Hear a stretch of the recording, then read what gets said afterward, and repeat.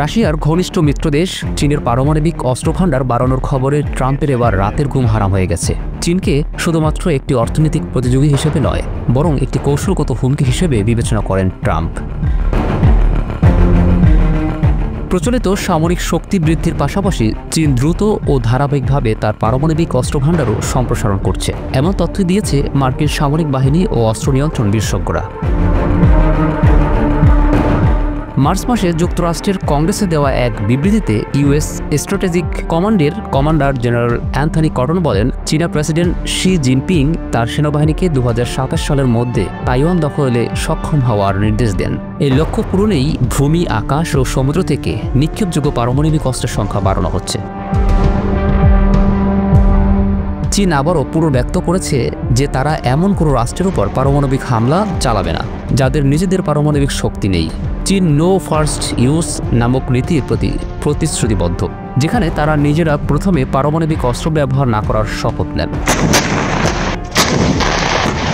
বেজিংয়ের প্রতিরক্ষা মন্ত্রণালয় এক প্রশ্নের জবাবে জানিয়েছে, পারমাণবিক যুদ্ধ কখনো জেতা সম্ভব নয়, বরং এটি কখনো শুরু করা উচিত নয়। চীন বলেছে তারা আত্মরক্ষামূলক পারমাণবিক কৌশল মেনে চলে এবং নো ফার্স্ট ইউজ নীতিতে অটল। পেন্টাগনের বার্ষিক প্রতিবেদনে বলা হয়েছে, চীনের নো ফার্স্ট ইউজ নীতিতে প্রকাশ্য অবস্থান থাকলেও প্রকৃতপক্ষে তাদের প্রথমে পারমাণবিক অস্ত্র ব্যবহারের সম্ভাবনা রয়েছে। কেননা পারমাণবিক সক্ষমতা, কমন সিস্টেম বা অস্ত্র ভাণ্ডার ধ্বংসের ঝুঁকি তৈরি হলে চীন পারমাণবিক শক্তি প্রয়োগ করবে।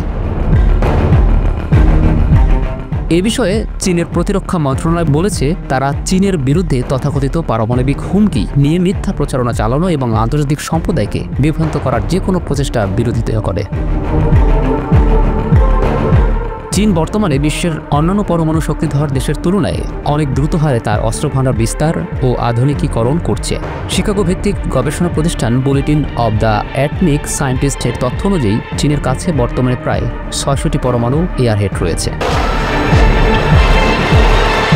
প্রতিবেদনে আরও বলা হয়, চীন প্রায় ৩৫০টি নতুন ক্ষেপণাস্ত্র সাইলো নির্মাণ করছে এবং মোবাইল লঞ্চারের জন্য নতুন ঘাঁটি তৈরি করছে। চীনের পিপলস লিবারেশন আর্মির কাছে আনুমানিক ৭১২টি স্থলভিত্তিক লঞ্চার রয়েছে, যদিও সবগুলো পারমাণবিক ক্ষেপণাস্ত্রের জন্য নয়।